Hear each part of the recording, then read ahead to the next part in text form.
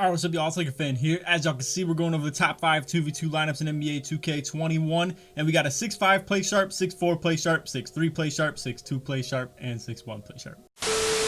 Alright, in all seriousness, we're going over my top 5 2v2 lineups in NBA 2K21. This list will surprise a lot of you, so stay tuned for this. I hope y'all enjoy. If you do, for to drop a like, sub if you're new, turn on them noties, all that good stuff. Let's try this one to 1.5k likes in the first 24 hours. And without further ado, we're going to get straight into this. So coming in number 5, we got the mostly blue, some green point guard, along with the pure stretch of the big man spot. Reason for the pure stretch instead of the rim sharp is going to be mostly because of obviously the shooting struggles of this game, and the fact that this build at the point guard spot only gets gold, dimer, and floor general, and it's probably me lacking a little bit of playmaking badges, but honestly, this one is pretty lethal. I gotta say, the fact that the pure stretch is on the court, it's actually a very dominant build. I would recommend this anywhere from 6'8" to around probably 7 foot, something like that. You're gonna be unguardable in the post game when it comes to the post fades and stuff like that, and we'll talk about that later in the video. All right, this is definitely, the pure stretch is gonna be something that you see later in the video, I promise y'all that. But anyway, as far as the point guard goes in this lineup, this one will get contact dunks, can speed boost, and can shoot threes pretty consistently while still playing solid perimeter defense.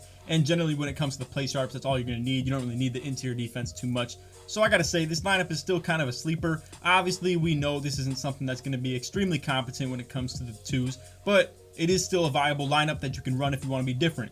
Alright, so on to lineup number 4 on the list, we got the play sharp and the pure stretch. Same thing goes for the pure stretch in this one. It's going to be anywhere from 6'8" to 7 foot. Great spot up option, pick and pop option, post fades, whatever it may be, like I was just saying. And then the difference between the play sharp and the sort of like slash sharp combo that we showed on number 5 is going to be a more reliable shooter. We all know the play sharps in this game are completely broken. You're definitely going to see it further along in this list as well. We all know. But this thing is going to be a great option as far as combined with the pure stretch. So we're talking ISO, like I said, we can do pick and pop with this one right here. There's a lot of options on the offense. The one downside to this is obviously defense, but so is the lineup with number 5. So pretty much, I would like to think this is a real sleeper. In all reality, in 2K21, I feel like you don't even need your big man to be that elite of a rebounder as far as being a pure red or anything like that. I know a lot of people think that's the case, but really, a lot of these pure reds, all they do is sit below the basket and don't help their point guard in the first place anyway, and you could do that with a pure stretch. I don't, like, a lot of people, they have that build completely misunderstood. Now, I love the way that I have it, where it has a lot more mobility. I could probably jump over builds like this at the big man spot,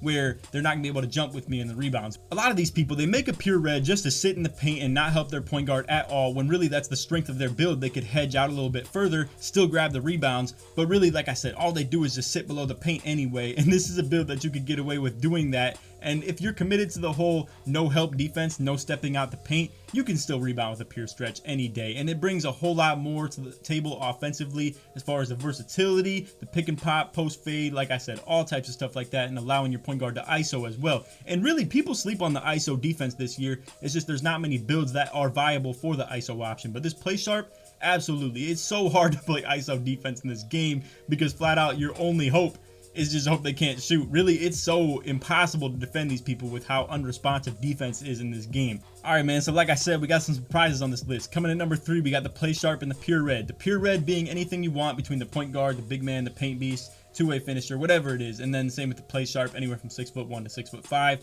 You guys know the deal. Fading at the mid-range every single time. Have this dude just horse rebounds whenever the big man has to step out. This dude can catch lobs pretty well. This one right here, whether it's the top of the key three-pointers that are just banging whites, or, you know, the mid-ranges that are just banging whites, or say you actually have some skill and you're greening your shots. I mean, it's crazy, bro. This is a great lineup. Now, I'm going to introduce you guys when it comes to number 2 and number 1 as something that is going to completely destroy lineups like this. And I hate to shine light on this stuff because it's super toxic, all right, but it had to be said. This lineup is seen almost every single time you load up the 2v2 court on 2K21, and the truth be told, it's not even the best lineup, but it's definitely the most common, and it's the most entertaining while still being pretty toxic. All right, now I'm not going to sit here and say this lineup is entirely toxic. If you run it the right way, where you're running the pick and roll at the top of the key, I don't think it's that toxic, to be completely honest with you. Now, if you're someone who just constantly fades every single time, taking advantage of what's given to you in the game, well, then I still can't be mad at you because you're just doing what it takes to win. But it's just a very, very brain dead way to play the game. I'm going to just put it like that. But truth be told about 2v2, it's a brain dead game mode. It's make it, take it. All it takes is to take consistent shots. And this one right here, is really just toxic. So we got the pure red point guard lined up on the left right here, and we got the 7-3 pure blue big man post scorer lined up at the 2. This lineup right here, I hate it, bro. I absolutely hate it. And honestly, if y'all want to see something like this and you want me to run it myself, we can do it, but I really would like to refrain from doing anything this toxic. And I'll even throw out the whole possibility of running a lineup like number 1, and you just wait, that one's even worse. But anyway, the whole point of this lineup right here, right? This dude right here is just gonna straight up dog that PLAYSHARP on rebounds. I'm talking if you're playing the PLAYSHARP and pure rim, as far as like, you know, the 6'5 PLAYSHARP and the 6'8 pure red, whatever you want to call it, the 6'8 pure red is still gonna hang with this build. You're gonna contest it maybe sometimes. I feel like these hooks are super hard to contest though. And then this build right here is going to straight dominate that PLAYSHARP on the rebounds. And then really, this dude, the PLAYSHARP can't even hang with this right here when it comes to defending him on the interior. It's really just a toxic lineup in the first place. And you want to talk about toxic as well. Obviously, the 7-3 pure blue is going to be able to rebound as long as he's just sitting in the paint. And this one right here is going to give that PLAYSHARP problems on the screens, man. Crazy lateral quickness, crazy perimeter defense, just absolutely just a beast on perimeter defense and everything. And then obviously, I mean, interior defense as well. But still, this is a crazy duo. Obviously 2v2, it really just pertains to things like this where consistent 2-point shots are going to rule in that, whether it be the fades from the PLAYSHARP or the post hooks from this build right here. And coming in at the number 1 spot on my list, we have a toxic lineup right here. So coming at the 1 spot, I'm going to recommend this pure red to be a point guard. You're going to have things like floor general and dimer, etc., stuff like that. And then same goes for the pure green. If you want to make it a 6'8 point guard, look, I'm going to put it like this. I understand a lot of people are going to doubt that whole pure stretch being 6'8". It's like, oh, well, what's the point? You're not going to be able to just take OD contested post fades. Well, here's the thing. All you have to be able to do is shoot the post fades over the point guard's head, because what you can do is you're just going to target the point guard matchup every single time. So the whole thing behind the pure green being 6'8" instead of 7'3" is going to be 3-point rating, obviously, right? So you're going to have 30 shooting badges on this build. You're going to have the playmaking as well. So here's where the toxicity comes into play, all right? This dude can run flashy passer on gold and floor general, dimer, whatever you want to call it. And then obviously you don't need anything finishing wise if you have a build on your team that can't like shoot the ball at all anyway. So what's the point of having any finishing in your build when all this dude can finish is in the paint? Anyway, my whole point with this, right? Flashy passer to this guy. Takeover goes crazy, whether it's slasher or lock takeover. This dude's going to dominate any point guard in the paint. I've seen it firsthand. I can say from experience that I do it myself, but I haven't ran this lineup in particular because it's just so toxic. But anyway, my whole point is, as soon as they switch the point guard off of this guy, right, you can be like, oh, well, let's put our big man on this dude since he's dominating the point guard. Well, then this dude's shooting the post fades over the point guard's head every single time. I mean, this one right here, maybe it's not as toxic as the pure blue, but I gotta say, there's definitely a lot more options and a lot more things you can do to at least have fun while doing it. Now, I'm not gonna lie, like I said, this number 1 and number 2 are super toxic. I would not advocate for a lot of people running these things because while you may have some fun dominating some people, and hey, you know what? I'm a man of parity, all right? I like seeing a lot of different things in the 2v2 court, 3v3 court, whatever it may be. If people start running this stuff, I'm not going to absolutely hate it. Why? Because all I ever see is PLAYSHARP, pure red. That's all I even run in the first place too. But I will say, like I said, this whole number 1 and number 2, man, super toxic. It's going to be a pain to play against this lineup right here. So to recap, at number 5, we have the green and blue pie chart along with the pure green at the big man spot. Same goes for the number 4 spot. We got the pure green lining up at the big man spot. And then we have the PLAYSHARP at the 1. Like I said, both those lineups, great for ISO, great for having fun. I feel like there's a lot of options to those. And then your big man's not going to struggle shooting too bad. I got to say, those pure stretches are big time sleepers in any aspect of playing 2v2 court, whether it be just to spot up and pick and pop, or like I was saying with the post fade options. So then coming in number 3, like I was saying, we still got the PLAYSHARP and the pure red. Most popular lineup in the game. Everybody likes to run it, and for a good reason. I mean, it's pretty consistent.